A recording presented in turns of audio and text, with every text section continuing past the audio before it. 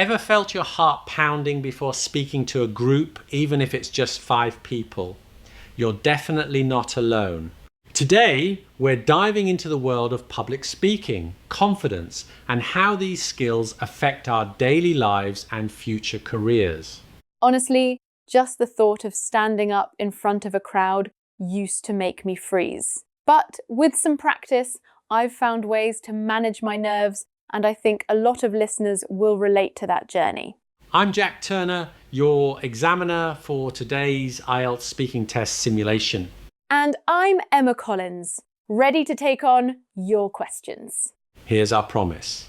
By the end of this episode, you'll hear a full mock IELTS speaking test about public speaking, complete with model answers, natural linking phrases, and practical tips to boost your confidence.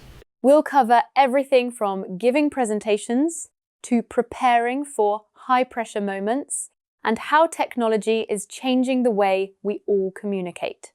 Let's get started. Good morning. My name is Jack Turner. Can you tell me your full name, please? My name is Emma Collins. Thank you, Emma. Let's talk about speaking in front of other people. Do you enjoy giving presentations? I wouldn't say I love them, but I've definitely gotten more comfortable over time. I used to feel really anxious, especially if I didn't have much time to prepare, but now I manage my nerves a lot better. When was the last time you spoke in front of a group? Let me think. Probably a few months ago, I had to do a short presentation for a course project. It was a small class, maybe 15 people, but even then I had butterflies at first. What do you think makes someone a good public speaker? For me, clarity is huge. You don't need fancy words. If you can explain your ideas clearly, keep eye contact, and make the audience feel engaged, that's what matters. Nice use of comparison there. Simple language really can be more effective than complicated vocabulary.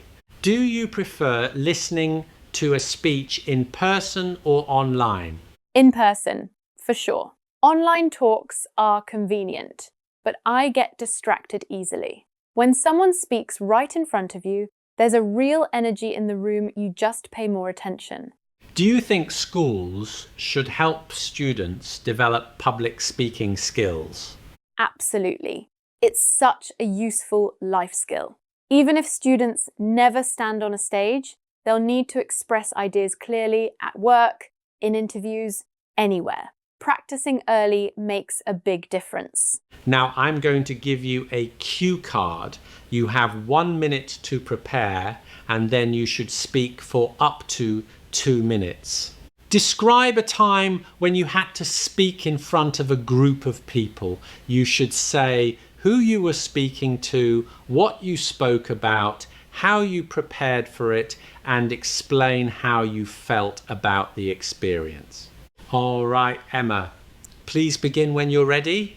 I'd like to talk about a presentation I gave last year during a professional course. We worked in groups and researched ways for companies to improve communication among employees. At the end, each group had to present their ideas to the whole class. Honestly, I find one-on-one conversations easy, but standing in front of everyone is a different challenge. I get a bit self-conscious and sometimes speed up when nervous. For this presentation, I tried a new approach. I jotted down key points instead of memorizing full sentences, and I rehearsed by recording myself on my phone. Hearing the playback was awkward, but I noticed I spoke too fast in places, so I practiced slowing down. On the day, my heart was pounding as I started. The first 30 seconds felt nerve-wracking, everyone's eyes on me. But once I got into my stride, things improved a lot. Seeing people nodding along made me more relaxed, and it felt more like a conversation than a performance. By the end, I was surprised how well it had gone. It didn't turn me into a superstar speaker overnight, but it gave me a real confidence boost. Most importantly, I learned that nerves don't always ruin your performance, they just mean you care. That's a strong example. Would you feel more confident doing the same presentation now? Definitely. Having done it once, I wouldn't overthink everything so much. I'd still prepare, but I'd trust myself a bit more and just focus on communicating clearly. Let's talk more about public speaking in general. Why do you think so many people are afraid of speaking in public? I think a big part is fear of being judged. When you talk to one person, mistakes aren't a big deal. But in front of a group, you feel like any small slip will be noticed. That pressure to appear confident even when you're not makes it tough. Do you think confidence in speaking is something you're born with, or can it be learned? I'd say both. Some people are naturally outgoing, but I really believe confidence grows with practice. The more you do it, the less intimidating it is. Even shy people can become strong speakers if they put themselves out there regularly. Good point. Practice really does make a difference over time. Has technology changed the way people communicate with large audiences? Absolutely. In the past, only a few people got to speak to big crowds, maybe on TV or at events. Now, anyone can make a video on their phone and reach thousands or even millions. So, public speaking is way more accessible now, thanks to technology. Would you say online communication takes the same skills as speaking face-to-face? Not exactly. Both require organizing your ideas and speaking clearly, but face-to-face speakers have to read the audience and react in real time, like noticing confused looks and changing their approach. Online, you can edit yourself, but you can't adjust to people's reactions in the moment. Why are communication skills so important in today's workplace? Workplaces are more collaborative than ever. Even if someone's technically brilliant, they'll struggle if they can't explain their ideas or work well with others. Plus, with global teams, people have to bridge cultural differences and sometimes work across time zones.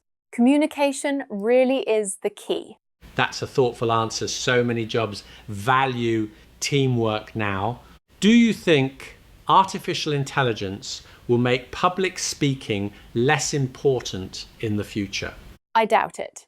AI can help you plan or polish a talk, but communicating with people is about trust, emotion, and personality. If you're trying to persuade, inspire, or handle sensitive topics, human speech still matters.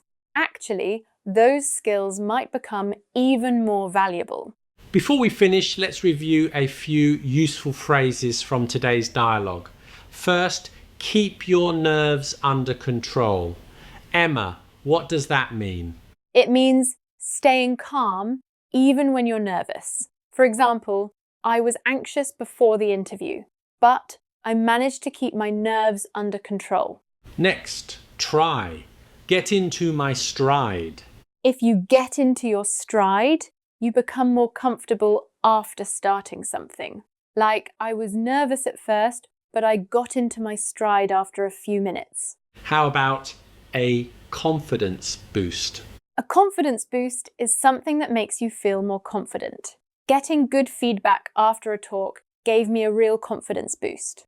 And finally, it comes down to... We use "it comes down to" when talking about the main reason. For example, success in public speaking often comes down to preparation and practice. Here's a quick speaking tip. Don't memorize your answers. Instead, collect flexible ideas and phrases you can adapt. This helps you sound more natural and lets you react to any IELTS question with confidence. That's true.